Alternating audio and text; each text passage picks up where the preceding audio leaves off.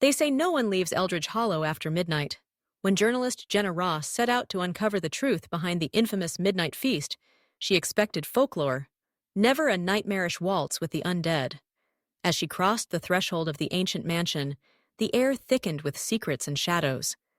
Every step pulled her deeper into a forbidden ritual, where escape meant outwitting legends, and where a single heirloom could mean the difference between life and eternal darkness.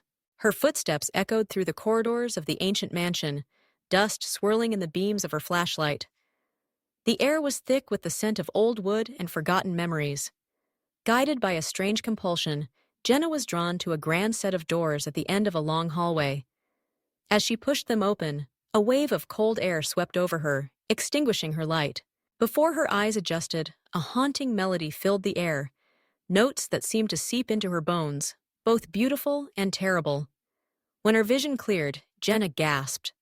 The ballroom was aglow with ghostly luminescence. Elegant figures spun across the polished floor, their faces pale, eyes glinting with unnatural life. The women wore gowns from another age, their partners dressed in tails and masks that hid their true nature. At the center of the dance stood Vladimir Andrich, his presence commanding, his gaze intense.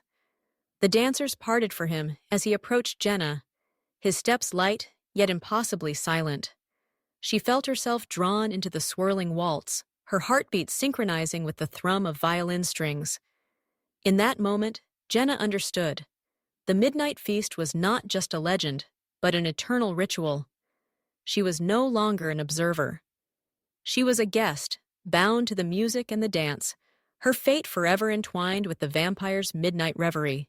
As the clock strikes midnight, Jenna feels the weight of centuries pressing in, the music swelling to a feverish pitch.